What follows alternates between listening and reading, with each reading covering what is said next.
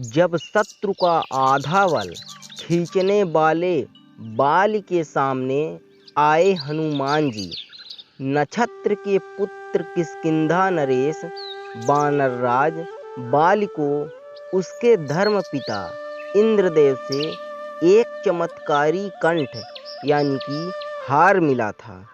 उस सुनहरे हार के बारे में पुराणों में उल्लेख है कि वह हार स्वयं ब्रह्मदेव ने मंत्रों से सिद्ध करके इंद्रदेव को दिया था, जिसे पहनकर कोई भी रणभूमि में उतरता तो उसके सामने आने वाले किसी भी प्रतिद्वंदी की आधी शक्ति क्षीण होकर हार पहने हुए सजीव में समा जाती। बाली पहले से ही बलवान था।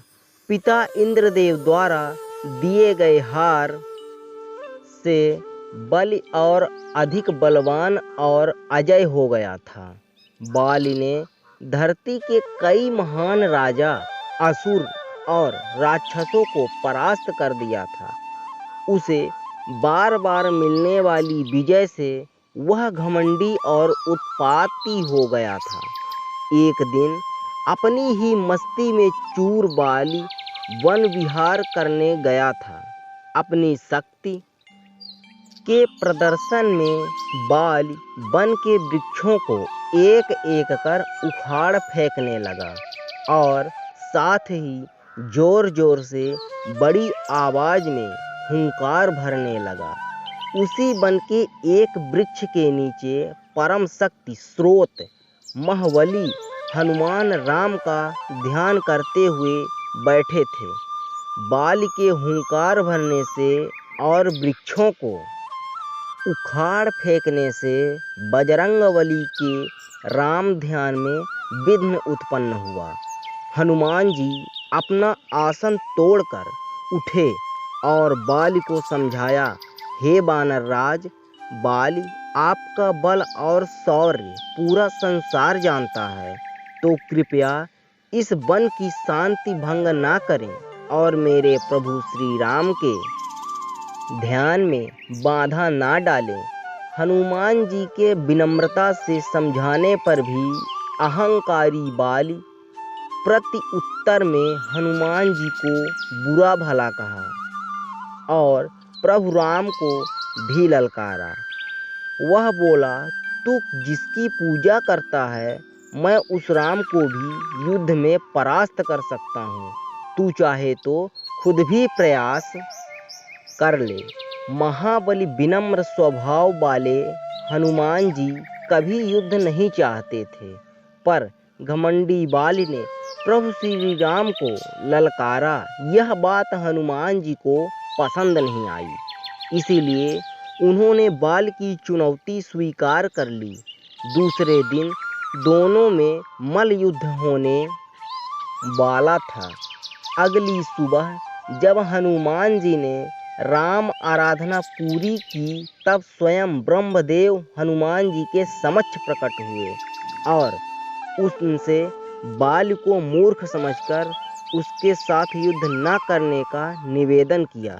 लेकिन बजरंगबली ने कहा, उसने प्रभु श्री राम को चुनौती दी है, मैं अगर इस युद्ध से पीछे हट गया तो संसार क्या कहेगा।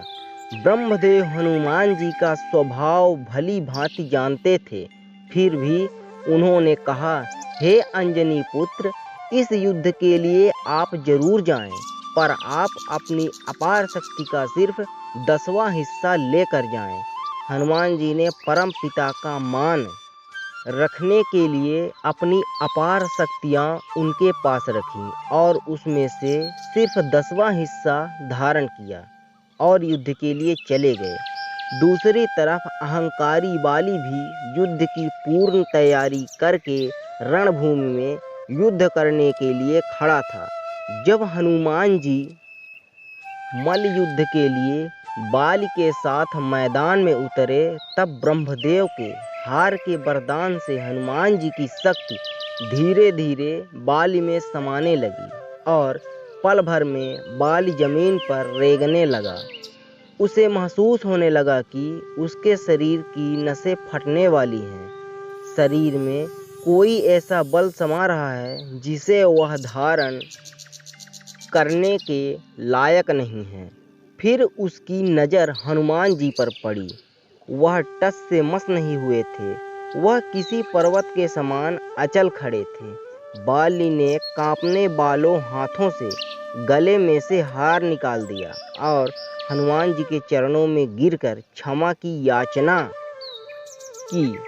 अपने द्वारा किए गए प्रभु राम के अपमान के लिए वह लज्जित था। फिर विनम्र हनुमान जी ने भी बाली को माफ़ कर दिया और वहाँ से अंतर ध्यान हो गए। तो मेरे प्यारे दोस्तों, अगर ये स्टोरी आपको अच्छी लगी है और आप अंत तक बने हैं तो आपका धन्यवाद। और आप इसी तरह स्टोरियाँ सुनने के लिए हमारे इस चैनल को सब्सक्राइब कर लें।